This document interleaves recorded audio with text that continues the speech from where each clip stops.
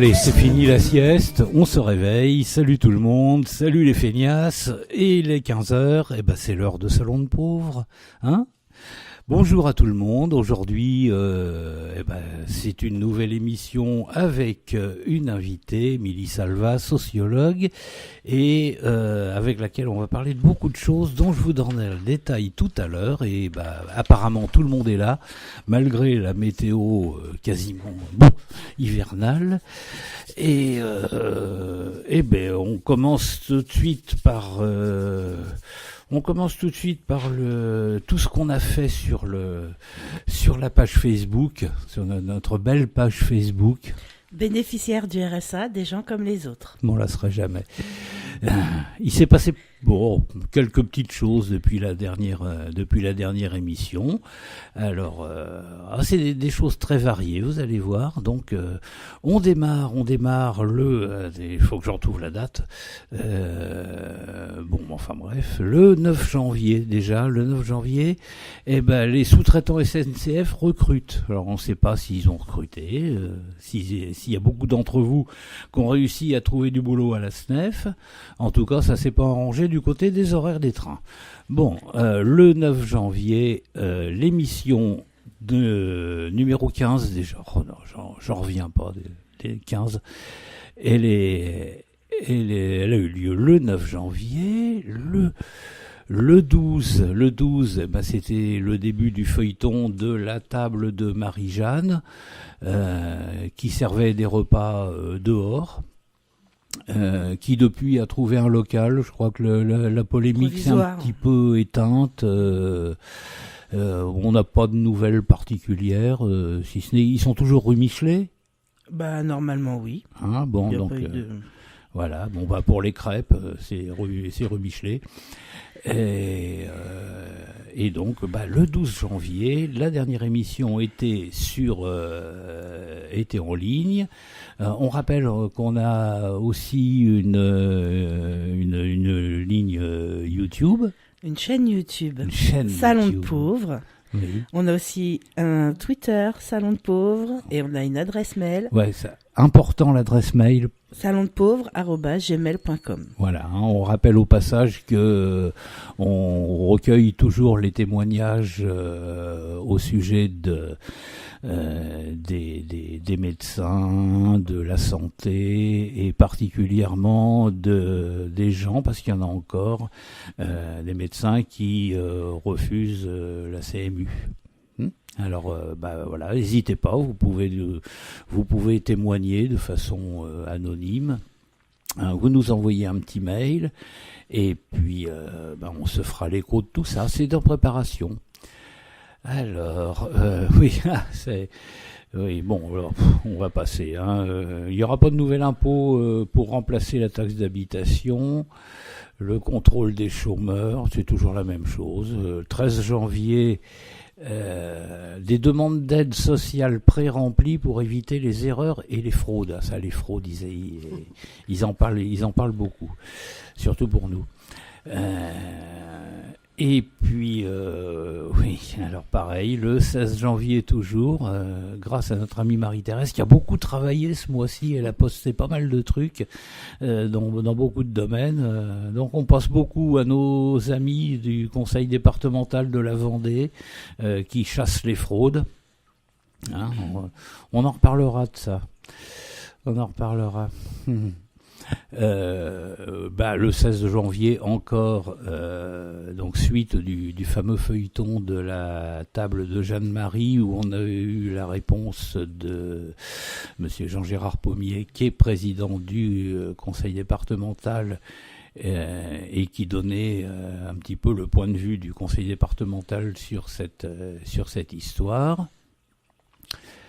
Et dans le même jour, en plus, on avait quelques petites informations qu'on avait piquées à Marianne sur Pôle emploi, sur les chômeurs, le contrôle des chômeurs. Et d'ailleurs, à propos de Pôle emploi, on en reparlera un petit peu plus tard dans l'émission, mais je viens de pêcher ce midi un article très intéressant dans, je ne sais plus comment ça s'appelle, le fanzine de la métropole. Mais bon, on verra, on en reparlera. Ils ont des initiatives qui sont assez marrantes. Alors, Marie-Thérèse encore, la prime d'activité, et aussi quelque chose de très intéressant, c'est une épicerie solidaire en circuit court. Alors malheureusement pour vous n'avez pas de bol, c'est à Niort. Mais bon, on attend patiemment que quelque chose de similaire se fasse dans notre bonne Touraine, on sait jamais, on peut toujours rêver. Et donc, Pôle emploi encore, alors je passe, hein, parce que bon. Et enfin, le 29 janvier, alors il y a des photos, on en reparlera peut-être, on aura peut-être l'occasion de dire un mot là-dessus. Le 29 janvier avait lieu notre conférence annuelle avec les élus, qui avait été reporté, enfin tout un feuilleton, et ma foi, voilà, sur notre page Facebook, vous pouvez voir quelques photos de l'événement. Le 30 janvier, alors oui, Julien de Normandie, alors il est secrétaire d'État. Enfin, c'est un titre ronflant, ça fait bien sur les cartes de visite. Ils reconnaissent, ce brave jeune homme, que la baisse des APL, c'était pas une bonne mesure. Alors c'est bien, il le dit a posteriori, maintenant qu'on l'a bien dans l'eau, il peut toujours dire qu'il a fait une connerie. Bon, on verra bien. Et le même jour, là encore, merci Marie-Thérèse. Le même jour, coïncidence, le 23e rapport sur l'état du mal-logement en France, c'est la Fondation Abbé Pierre qui a publié ça. Alors tout ça, vous pouvez aller voir sur la page Facebook. Tout ça. Alors il y a encore des photos. Le 31 janvier. Toujours la même. Une question, alors ça vous pouvez aller voir sur dossierfamilial.com. Peut-on cumuler le RSA et la prime d'activité? C'est une belle question. Alors je sais pas, peut-être que notre amie Sandrine, si elle a un micro à disposition, peut nous en dire un mot, parce que elle dira des choses peut-être un peu plus sérieuses que les miennes. Non, c'est rien, on a un matériel qui est au top. Mais nous aussi, on est au top. Voilà, oui, ça. Alors donc, question, est-ce qu'on peut cumuler le RSA et la prime d'activité? Oui, tout à fait, on peut le cumuler, puisque en effet, quand on reprend une activité, on peut cumuler le RSA et la prime d'activité dès lors qu'on n'est pas à temps plein, en fait. Donc pour toutes les personnes qui reprennent un emploi à temps partiel, ils peuvent en effet bénéficier d'une part de RSA socle, une part de RSA activité, de prime d'activité, parce que le RSA d'activité n'existe plus. Et voilà, donc après jusqu'à voilà, atteindre un certain seuil, et du coup quand on arrive après sur un emploi à temps plein, on peut, alors ça dépend, si on est au SMIC, on peut encore bénéficier de la prime d'activité, et au-dessus, non, en fait, on peut pas cumuler. Mais après voilà, toutes les personnes en effet qui soit travaillent à temps partiel, soit ne perçoivent que le SMIC en rémunération, on les invite fortement à faire une simulation sur le site de la CAF, www.caf.fr, pour voir s'ils peuvent bénéficier de la prime d'activité ou non, puisque en effet il n'y a pas suffisamment de communication autour de cette prime d'activité que les salariés peuvent toucher, en fait. Voilà, cette prime d'activité remplace la prime pour l'emploi qu'on touchait avant via la feuille d'impôt qu'on remplissait chaque année. Voilà. Donc ça, c'est important parce que ça peut être un complément de ressources, même si c'est pas une prime très très importante chaque mois, mais ça apporte quand même un petit peu. Ça peut être 100, 150 euros, 120 euros quand même, malgré tout. Donc ça peut quand même vraiment être un ajout en complément de ressources par mois, quoi. Voilà. Tout à fait. Donc on rappelle dossierfamilial.com et puis effectivement sortez la calculette. Et il y a peut-être un petit 100 balles à gratter. C'est pas rien quand on touche 500 balles par mois, 100 de plus, c'est pas négligeable. Comme dirait notre ami Macron, qui a dit que les pauvres c'était des gens jaloux. Alors voilà, bonjour à tous les jaloux. Et alors le 6 février, encore Marie-Thérèse, staccanoviste de la page Facebook, et qui nous envoie un petit rappel sur tout ce que vous devez savoir sur l'APL, l'aide personnalisée au logement. Voilà, ça aussi c'est important. Alors vous allez consulter tout ça, c'est toujours en ligne, c'est sur notre page Facebook. Le début février aussi, bon alors ça on va passer parce qu'on en reparlera certainement d'ici le mois de juin, mais on s'est fait un petit plaisir parce que les premiers noms de la programmation de Au quart de tour 2018 sont arrivés. Donc on est content. Il y a le retour des shérifs, salut. Ça, on est bien content parce qu'ils ont failli jouer il y a 2 ans et puis comme vous savez, Au quart a été annulé pour cause d'intempéries et comme les shérifs pouvaient pas venir jouer en barque, ils ont dit bon on reviendra et ils ont tenu leur promesse, ils reviennent, voilà. Et ils sont pas les seuls. Donc vous irez voir, vous allez voir sur la page de Au quart pour avoir tous les noms. On va pas vous les citer, vous avez qu'à faire un peu de boulot quand même. Voilà. Donc la dernière émission est en ligne. Elle est un petit peu partout. Et autre bonne nouvelle, là aussi encore tout début février.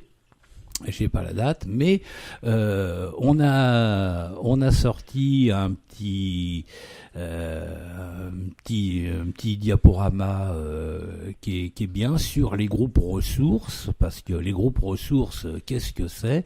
Je suis sûr que même vous qui suivez l'émission depuis le début, vous savez pas trop, c'est une appellation un peu ésotérique, un peu bizarre.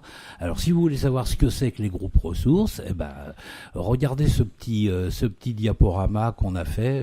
Merci Émilie d'ailleurs qui a fait beaucoup de boulot là-dessus et qui vous explique de quoi c'est, parce que l'émission que vous écoutez là est l'émanation directe de cette initiative qui sert pas qu'à ça, qui sert à des tas d'autres choses. Et voilà, on arrive. Je passe un petit peu d'autres. Et à partir du mois prochain, je ferai un petit commentaire sur je donne des nouvelles justement des groupes ressources et des sous-groupes. Voilà. Ah oui, parce qu'il y a aussi des sous-groupes. C'est une hiérarchie. Alors, mais un sous-groupe, c'est nous. C'est nous le sous-groupe. Voilà. Et bon, alors on en profite pour lancer un petit appel, tiens, parce que ça vous donne l'impression comme ça qu'on est un truc énorme, bien hiérarchisé, bien avec plein de gens et tout. Mais en fait, non, on n'est qu'une poignée. Il n'y a pas assez de gens qui se retroussent les manches, qui s'investissent. Alors, si vous êtes au RSA et que vous avez envie de retrousser vos manches et de faire des choses intéressantes pour vous-même et pour les autres aussi, n'hésitez pas, vous allez à la MDS, vous contactez les personnes qui sont là pour vous recevoir, vous demandez à participer à différents groupes, vous nous joignez sur le groupe Facebook bénéficiaires du RSA, des gens comme les autres. Voilà, et puis comme ça, vous pouvez, après, on vous dira bienvenue au club. Hein. Je peux faire le bilan du groupe Facebook ? Ah tu peux, oui. Alors, au mois de janvier, nous avons 3 membres de plus, donc nous sommes 365 membres. Nous avons eu 110 publications, 151 membres actifs. Le jour d'affluence est passé maintenant au mardi. Tiens, pourquoi le mardi ? Je sais pas, parce que c'est le jour où on se réunit, c'est le jour de l'émission. C'est le jour de l'émission. Voilà, donc la publication la plus vue, donc 80 vues, c'est la photo des élus le jour de la conférence départementale à Parcé-Mêlé. Ça fait rire tout le monde, mais ouais, bon, voilà. Il y en a qui faillotent, là. N'est-ce pas, Alain ? Donc sur le groupe, nous avons 45% de femmes et 55% d'hommes. Nous avons 109 Tourangeaux, 15 personnes d'Amboise, 8 de Langeais, 5 de Montlouis, 4 de Loches, 4 de Saint-Pierre-des-Corps et 4 de Saint-Martin-le-Beau pour le département. Bon, voilà. C'est très bien, on est à peu près représentatif. Hein. Ah oui. Bon, combien t'as dit de membres en tout ? 300 365. Ah oui, quand même. Hein. Ouais. Bah, on stagne, en fait, on fait 365, 362, 365, 300... je sais pas pourquoi. Ah ouais. Il y a une stabilisation des chiffres du chôme-du. Voilà. Ça doit être pour ça, je pense. Ça doit être pour ça. Bon, ça serait bien voilà. qu'on monte à 400. Ça serait bien qu'on monte à 400. 400 Ah membres. oui, oui. Donc, bon, faites-nous de la pub, là.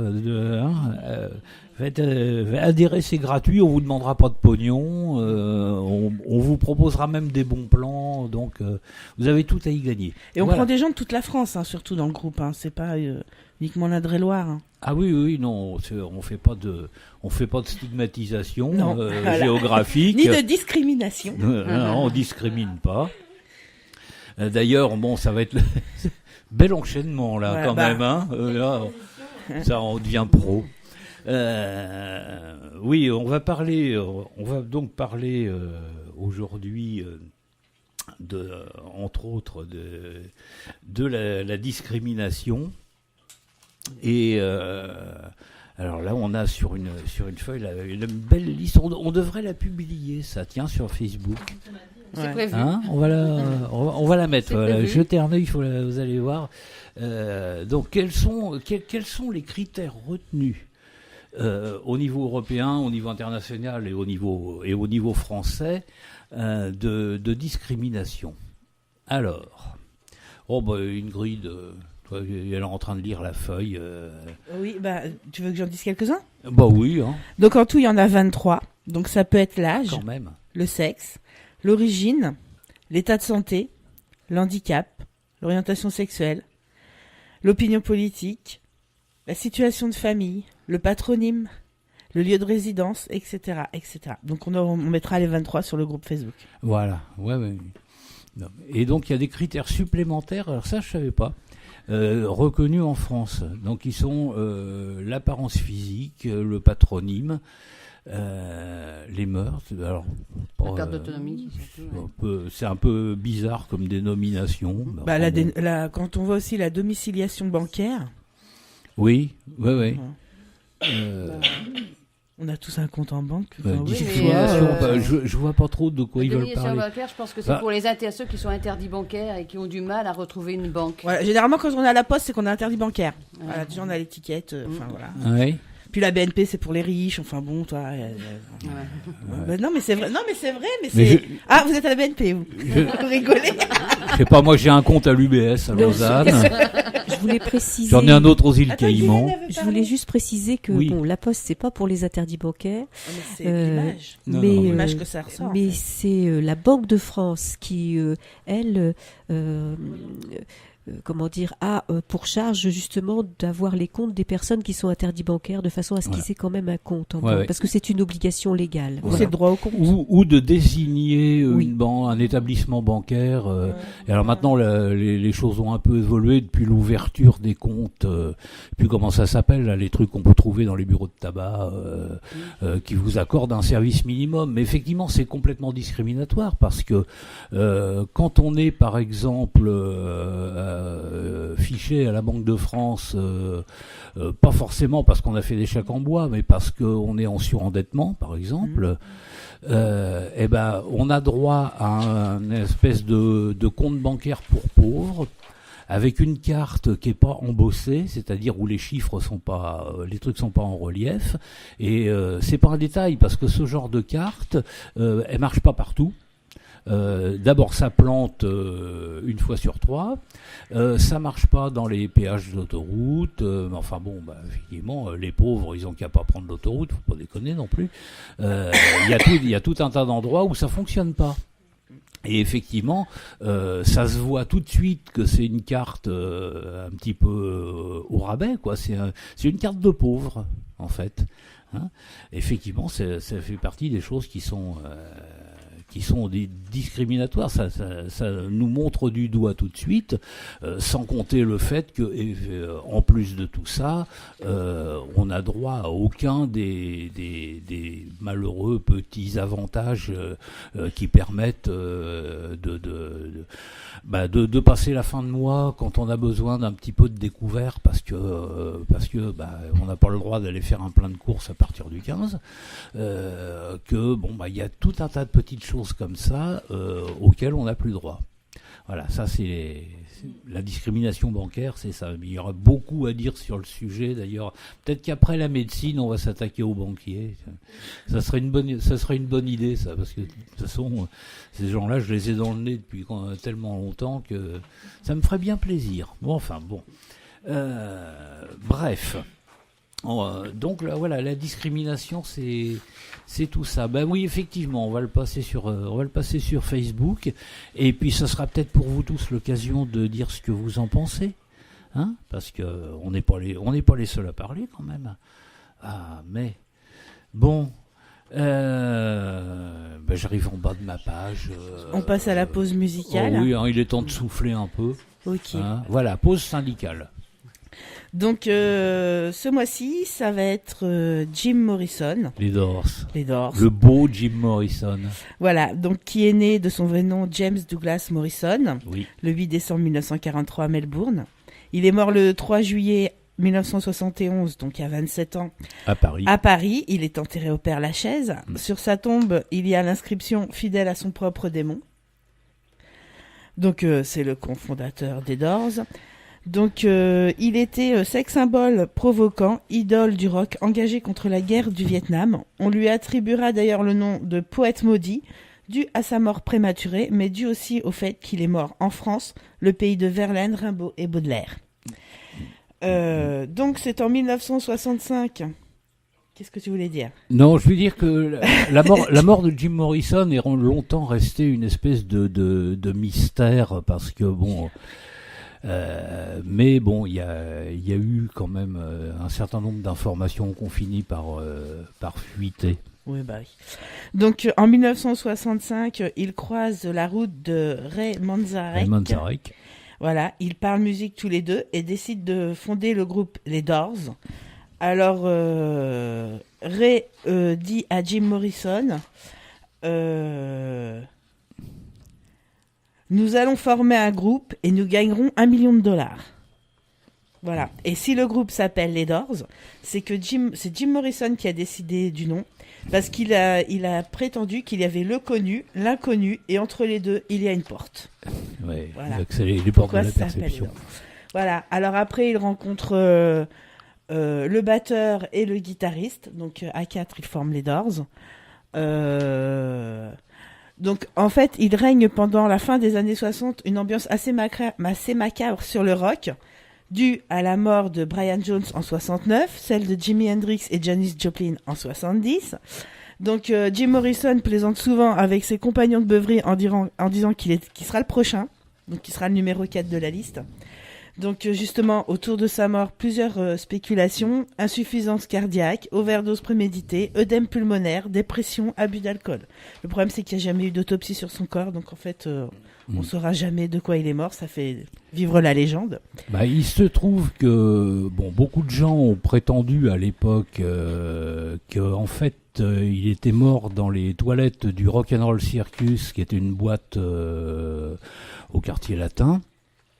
Qui était tenu par Sam Bernett, qui était un gars qui a fait beaucoup de radio, et qui a fini un jour, des années après, par écrire un bouquin dans lequel il fait allusion à ça, et où il confirme cette thèse-là, et que le cadavre, enfin, ou quasiment cadavre de Morrison a été exfiltré discrètement par la porte de derrière de la boîte de nuit pour éviter une enquête policière et éviter de lui faire fermer son bouclard, et que le corps aurait été transporté là où habitait Jim Morrison et sa petite copine Pamela 2 rues plus loin, où ils l'ont collé dans les baignoires. Voilà, moi j'ai la version baignoire. Où là, il a prétendu avoir été retrouvé dans sa baignoire. Et voilà, petite confidence de gens bien informés. Il y a beaucoup de gens qui ont été témoins ou proches à cette époque-là, dont Marianne Faithfull, qui a toujours refusé de parler de cette histoire-là en public. Et notamment la cinéaste Agnès Varda, qui aurait fait partie des 4 personnes qui ont transbahuté le cadavre de Morrison. Voilà. Mais tout ça, mis à part le bouquin de Sam Bernett, c'est des rumeurs concourues. C'est la légende. Mais en fait, effectivement, Jim Morrison serait mort d'une OD dans les toilettes du Rock'n'Roll Circus. Oui, J'ai pas fini. Sinon, il avait écrit des poèmes et donc il y a Ouais. 2 volumes qui sont sortis, un en 88 et un en 90. Et on va faire la pause musicale avec une chanson de 1967, People Are Stranger. Strange. Strange. Ah, j'ai mis un R. Voilà. Salut Jim. Ouais, il y a encore plein d'anecdotes sur Jim Morrison. Mais bon. Et non, mais on en reparlera un jour parce que j'aurai peut-être une petite surprise à amener. Je dois avoir ça dans un coin de ma discothèque. Bon, bref. Allez, on va arrêter de parler. On va parler des vivants un peu maintenant, hein, quand même. Et donc notre invitée maintenant, parce qu'elle est là, elle nous attend. Bonjour. Bonjour madame. Alors, donc, hop. Donc Émilie Salva, sociologue. J'étais pas devant le micro, voilà. Qui attend tranquillement depuis le début de l'émission, qui nous écoute déblatérer des bêtises. Donc bon, en quelques mots, parce qu'en plus on a débordé, on est déjà à plus de la moitié. Pouvez-vous nous présenter, nous parler un peu de votre travail? Alors, en tant que sociologue, je suis amenée à mieux analyser, à essayer de comprendre, justement, d'expliquer des pratiques, des comportements sociaux, donc tout ce qui est de l'ordre du collectif en société. Cela dit, pour ma part, en tant que sociologue, je suis concrètement à la fois au niveau de la recherche en sociologie, donc recherche en sociologie, mais aussi j'interviens beaucoup. Je crois qu'on a un petit problème de micro. Et alors, le temps de régler la question, ça devrait pas durer très longtemps. Et puis voilà, essayons de voir comme ça. Est-ce que ça marche là? J'ai l'impression que ça ne marche pas. Peut-être falloir en prendre un autre. Voilà. Avec le micro d'à côté, ça va peut-être le faire. On fait un deuxième essai. Moi, j'ai rien. Hein. J'ai pas de.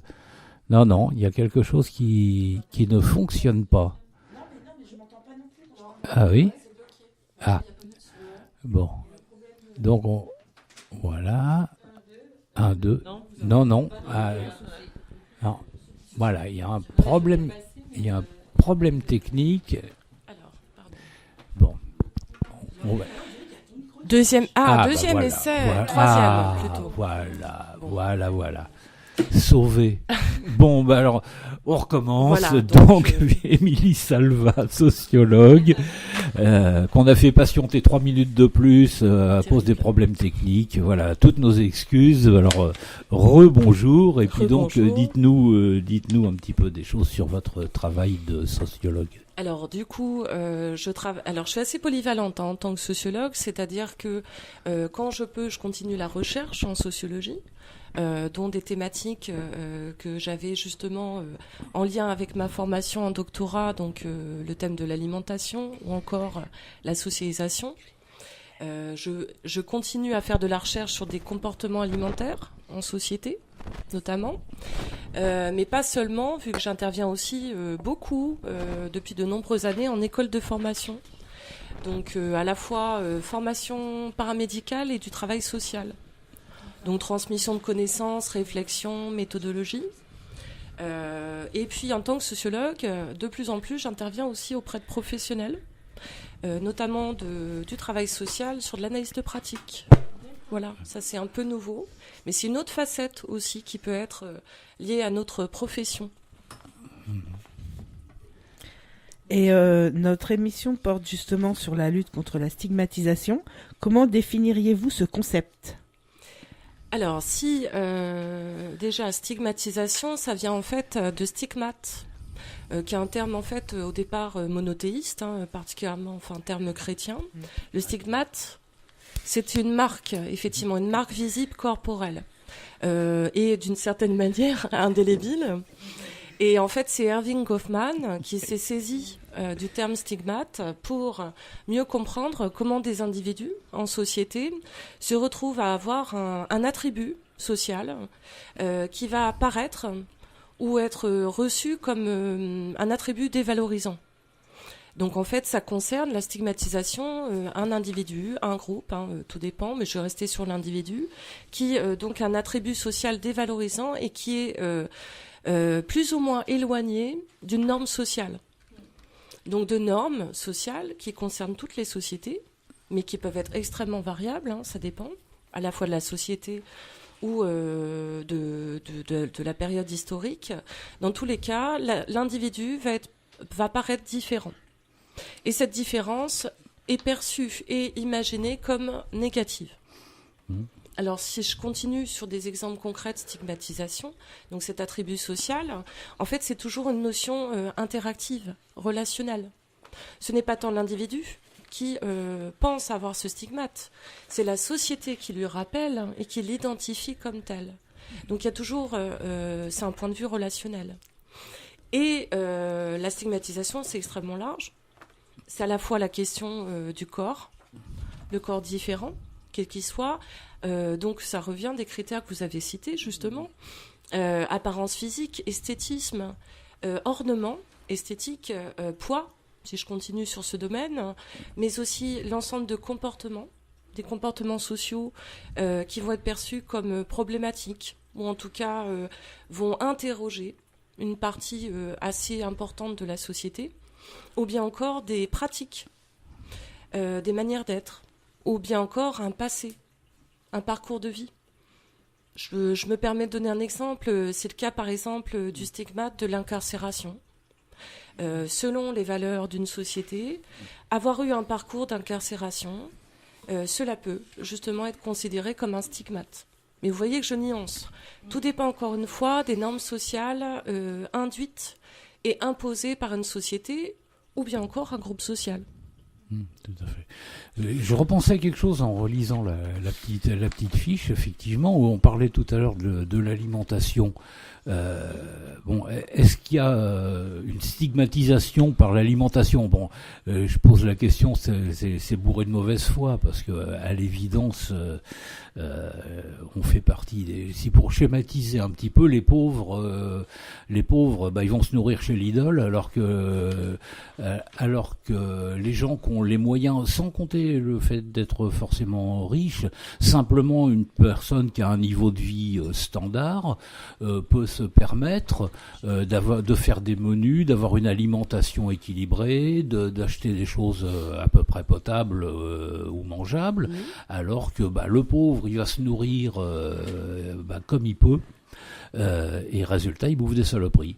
Alors, si je peux me permettre, en fait, oui, mais ça dépend. C'est-à-dire que là, justement, c'est un lien extrêmement pertinent par rapport à la stigmatisation. Le stigmate vient de représentation sociale aussi. Donc des normes, des valeurs, et puis des perceptions collectives. Et se nourrir, on va dire correctement, je ne vais pas parler de bien ou mal, vu que ça serait un jugement. Et en tant que sociologue, je n'ai pas à avoir de jugement, justement. Se nourrir correctement, ça peut se faire par des achats aussi, pas forcément que dans des magasins où il faut avoir certaines ressources financières.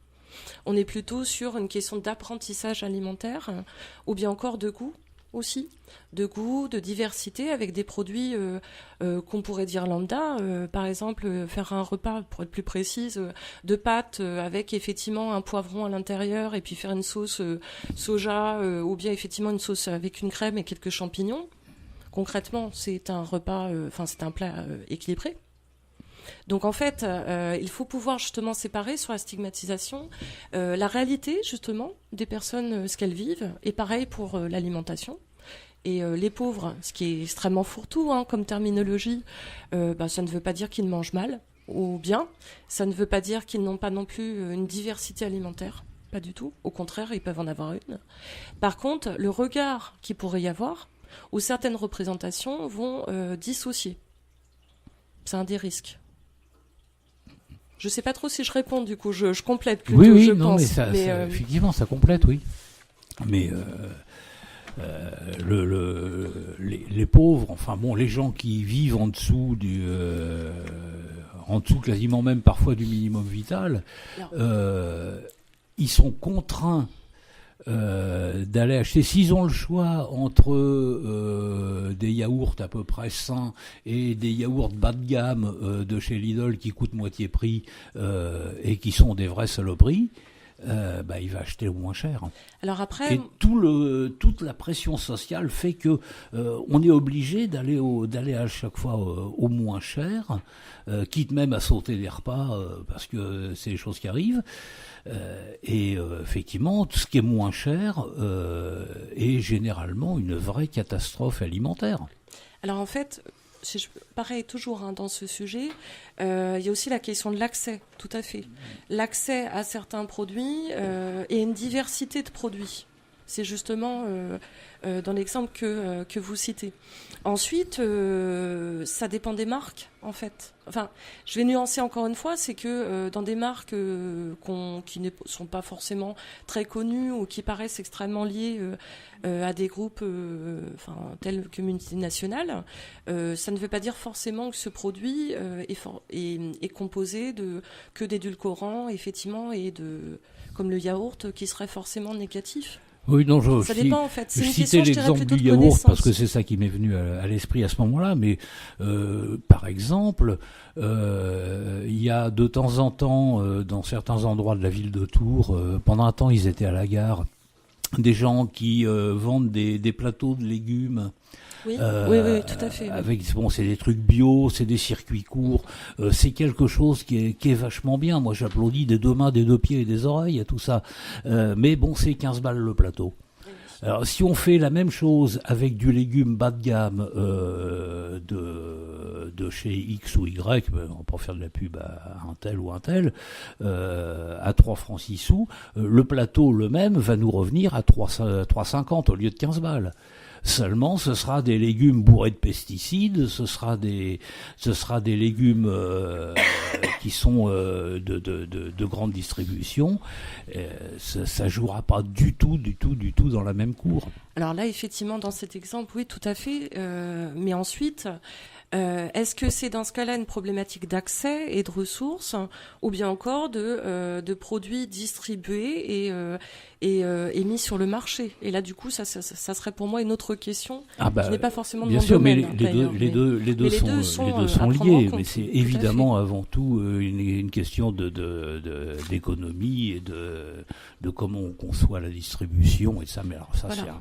C'est un sujet coup, très très vaste. Sujet en soi. Et je crois qu'il y a beaucoup d'autres questions qui se posent. Non, là, on a fait une petite digression. Pardon, on va être en retard encore.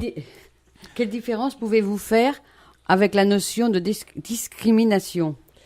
Alors, par rapport à la discrimination, déjà, au départ, c'est pas un concept en sociologie. On l'utilise, effectivement, parce que ça permet de rendre vraiment, de mettre en évidence des problèmes, des inégalités qui existent dans notre société. Mais en fait, au départ, c'est un concept lié au droit. Donc aux lois plus particulièrement. Et on peut dire que les différences, ça serait que quand il y a stigmate, il peut y avoir une réaction sociale plus ou moins négative. Et l'individu peut se sentir mis à l'écart ou différent. La discrimination, c'est justement une des parties du processus de stigmatisation, une des conséquences. C'est-à-dire que l'individu, à force de ce stigmate qui va être repéré et jugé, perçu comme négatif, on peut se conduire ensuite de façon négative envers lui. Donc en fait, c'est tout ce qui touche en termes de règles sociales et l'atteinte aux droits des individus, au pluriel, toujours, à ces droits qui sont liés à des lois en place. Et c'est une conduite, en fait, une conduite discriminatoire, c'est une attitude négative et une attitude de mise à l'écart, mais concrètement faite. Oui, voilà, on peut prendre très rapidement un exemple concret. Je vois là, état de santé par exemple, c'est l'exemple de gens que les assurances refusent, et je parle même pas des prêts bancaires et tout ça, mais que les assurances refusent à cause de leur état de santé. On a été témoin de ça des tas de fois. Et ça, ça fait partie des choses qui en plus impactent l'individu d'une façon gravissime. Alors ça a l'impact de façon gravissime. Déjà son identité sociale, il y a vraiment un impact sur son identité, sa reconnaissance en tant qu'individu.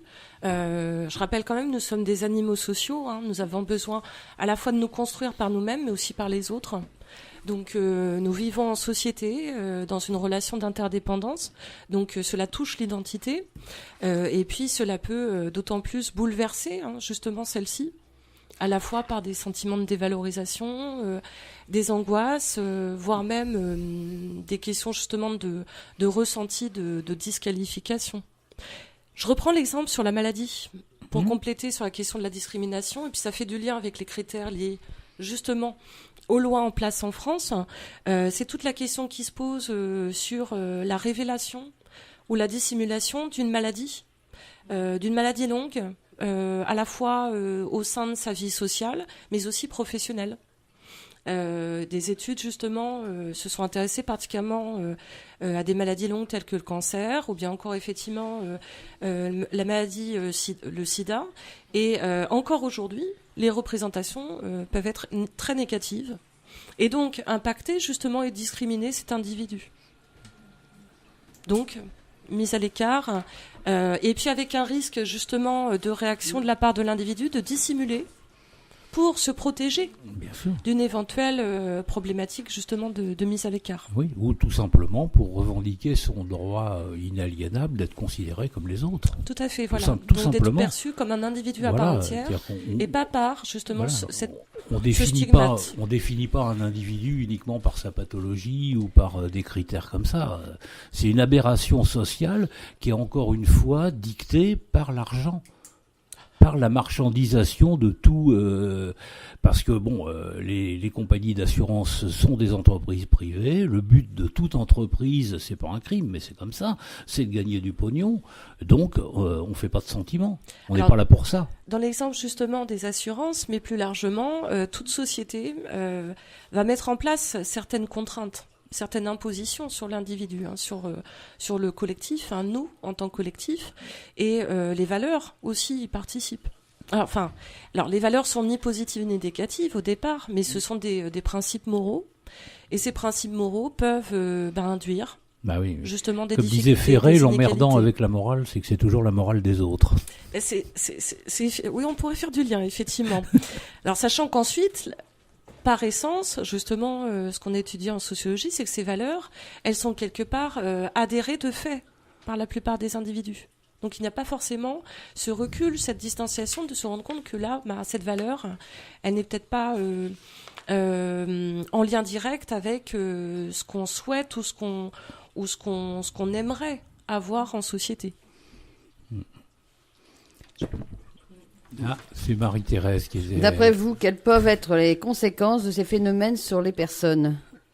Alors du coup, on a cité quelques... On en a déjà évoqué quelques-unes, mais effectivement, c'est énorme, c'est multiforme. Et puis, si je reviens à Erving Goffman, dans les stigmates plutôt, qui ne vont pas forcément jusqu'à une discrimination, ça dépend. Hein. Il y a à la fois les stigmates visibles et invisibles, c'est-à-dire qu'il y a des choses qui pourraient être discréditées, mais qui vont être dissimulées par l'individu.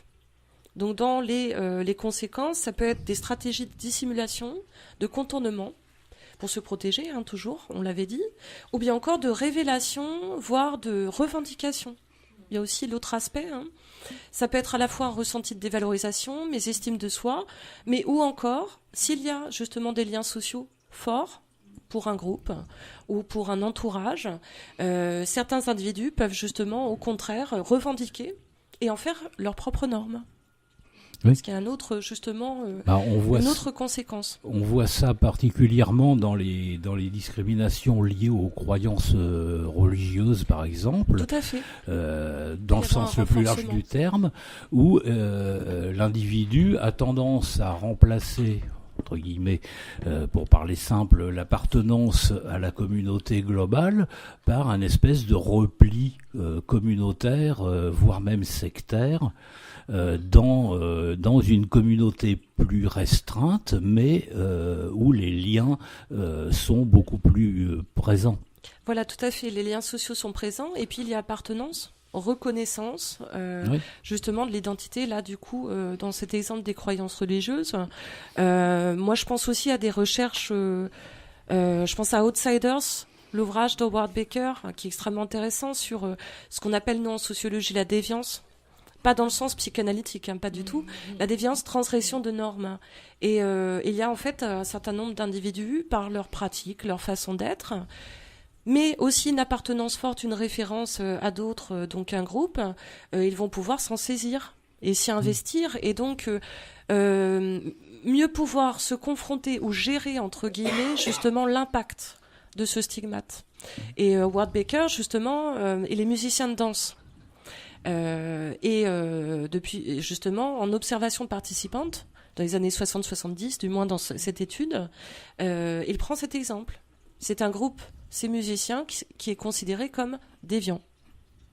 Mais par, justement, l'instauration de leurs propres règles, de leur propre passion, justement, vers la musique, la création, leur vie qui pourrait paraître par des normes professionnelles décalées. Ça leur a permis, justement, de se confronter et de continuer cette transgression, d'avoir leurs propres normes. Enfin, je synthétise beaucoup cette idée, mais c'est aussi extrêmement intéressant. Il peut y avoir des revendications qui peuvent être saisies justement par des individus. Mais c'est vrai que cette notion de déviance aussi, ça nous ramène dans le domaine social, là, qui n'a plus rien à voir en premier lieu avec le domaine culturel ou musical. Mais moi, là, je repense aux zadistes. Et effectivement, là, il y a une relation. Mais bon, là encore, ça mériterait des très longs développements, mais c'est quand même vachement intéressant. J'espère qu'il y a des sociologues qui sont un peu de temps en temps sur place pour aller discuter, voir ce qui se passe. Ce serait vachement intéressant. Il y a des sociologues qui s'intéressent justement à ces mouvements. Alors, c'est des fois, on les appelle des mouvements dits alternatifs, mais en réalité, non. C'est plutôt que des communautés qui s'inscrivent dans d'autres normes, des valeurs justement plus humanistes, plus liées au développement durable, etc. Et oui, effectivement, il y a des études de plus en plus. C'est intéressant. C'est là où les choses se construisent. Ça permet de voir justement aussi que dans une société, il n'y a pas que des normes sociétales. Il y a les normes sociétales qui sont induites, imposées, et puis aussi justement selon nos groupes sociaux, on va avoir peut-être des normes en commun ou différentes. Sandrine. Oui, au vu de votre analyse, comment peut-on lutter contre ces faits sociaux ? Alors, comment lutter ? Alors, je dirais plus, c'est en termes de recommandations, vu que après, voilà, il y a d'autres modalités. Je vais faire du lien avec votre émission. Du coup, je me permets. Oh, merci. J'aime bien qu'on me tire les pompes. Mais c'est même pas voulu, en fait. C'est concrètement, je vais donner un autre exemple, du coup, par la suite.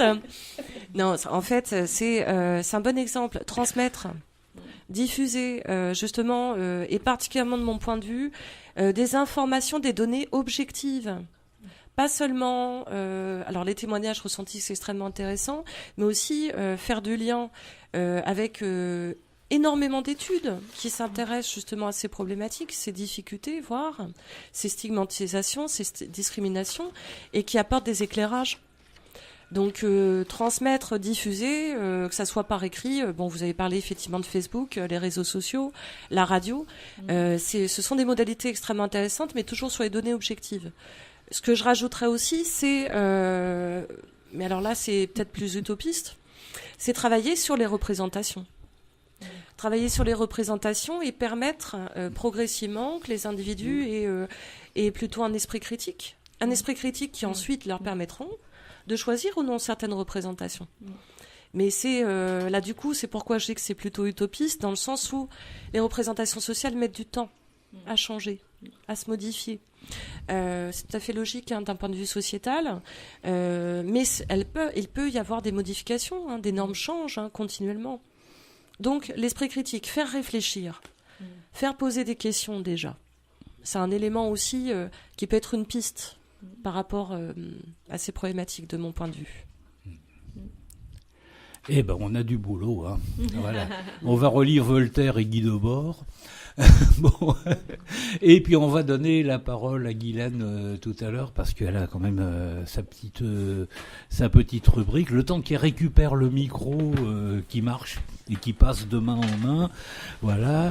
Et Guylaine qui a bossé ce mois-ci sur le 23e rapport sur l'état du mal-logement en France, réalisé par la Fondation Abbé Pierre. Guylaine, c'est quand tu veux. Exactement. Eh bien, effectivement, aujourd'hui, la rubrique Les idées fausses porte sur une partie du rapport de la Fondation Abbé Pierre sur la politique sociale du logement, qui est quand même relativement malmenée. Et justement, c'est l'observation de ce rapport. Alors, quel est donc l'axe directeur de la politique du logement de la nouvelle majorité ? À la fin du mois d'août, le Premier ministre fixait 3 objectifs: créer un choc de l'offre afin de construire plus vite, moins cher, là où la situation est la plus tendue, protéger ceux qui sont les plus fragiles et qui se trouvent dans une situation de plus grande précarité grâce à la stratégie du logement d'abord, et moderniser les aides au logement pour améliorer l'efficacité d'une politique qui demande année après année de plus en plus de moyens budgétaires. Les actes des premiers ont semblé donner la priorité aux coupes budgétaires et aux critiques contre l'encadrement du marché de l'immobilier au détriment de l'ambition affichée de protéger les personnes en difficulté. Ces orientations mettent à mal des pans entiers de ce que l'on peut appeler le modèle français de protection dans le domaine du logement. En s'en prenant aux 2 premiers piliers de ce modèle, les mesures de redistribution à travers les APL et le parc social et les protections individuelles des locataires d'autre part. La nouvelle majorité risque de remettre en cause sa capacité à réussir le chantier du logement d'abord, censé donner au fil directeur au 3e pilier du modèle qui regroupe les mesures spécifiques venant en aide aux ménages défavorisés. Alors APL et HLM, les 2 principaux outils de l'aide au logement, sont attaqués de front. Il y a des coupes aveugles dans les APL. La coupe de 5 € par mois, entrée en vigueur le 1er octobre 2017 sans limitation de durée, sera accentuée par le gel des APL au 1er octobre 2018. Une mesure injuste, aveugle et inefficace, souvent légitimée par des idées reçues. L'effet inflationniste des APL est controversé. L'ingénieur du CGEDD, Jacques Frigit, a calculé récemment que la hausse des loyers des allocataires correspond à une amélioration de la qualité de leur logement et à des effets de structure, taille, localisation et durée d'occupation du parc. À l'inverse, aucun effet déflationniste d'une baisse des APL n'a jamais été montré, ni même envisagé sérieusement par qui que ce soit. Au contraire, une réduction des APL se traduira, comme au Royaume-Uni, par une baisse des revenus des allocataires. Le poids des APL dans les dépenses publiques, quant à lui, n'est pas hors de contrôle. Depuis 1996, elle pèse chaque année 1% du produit intérieur brut. Les APL permettent avant tout aux locataires modestes de modérer leur taux d'effort et d'améliorer le confort de leur logement. Elles concernent 6,5 millions de ménages à très bas revenus, pauvres pour une majorité et aux marges de la pauvreté pour les autres. Tandis que les loyers des logements sociaux neufs progressent sous l'effet de la baisse des aides à la pierre et que 90% des allocataires du parc locatif privé s'acquittent d'un loyer bien supérieur au plafond APL. Enfin, contre toute attente, la majorité a également presque entièrement supprimé les APL accession, destinées aux accédants modestes, accédant à la propriété, et a prévu à partir de 2019 un nouveau mode de calcul des aides destinées à les diminuer de 900 millions d'euros par an. Alors, d'autre part, les organismes HLM ponctionnés comme jamais, les attaques contre les APL ont aussi pris la forme d'une mise à contribution des organismes HLM. Le gouvernement a en effet prévu, à la suite d'un long bras de fer dans le cadre de la loi de finances pour 2018, une baisse d'environ 60 € par mois des APL pour les locataires du parc social. Cette coupe, rendue indolore à court terme pour les locataires par une baisse forcée équivalente de leur loyer, la réduction des loyers de solidarité, cette réduction des loyers de solidarité sera appliquée intégralement en 2020, après une montée en puissance en 2018 et 2019, complétée dès 2018 par une hausse de la TVA portée de 5,5% à 10%. Cette baisse de recettes forcée d'un montant global de 1,7 milliard d'euros par an, occasionnée occasionnant une baisse d'APL presque équivalente, 1,5 milliard, aura des effets structurels sur les organismes HLM. Cette somme représente en effet les 2/3 du montant total de fonds propres réinvestis chaque année par les bailleurs sociaux dans la construction ou la rénovation. Cette saignée risque donc de provoquer rapidement une chute de la construction, de la réhabilitation, notamment thermique, de la qualité de l'entretien des bâtiments et du service rendu aux locataires. Voilà, et bien quelques mots donc sur ce rapport en ce qui concerne la politique sociale du logement. Je continuerai à vous en donner des nouvelles par la suite lors d'autres rubriques. C'est joyeux, t'en as encore beaucoup des comme ça?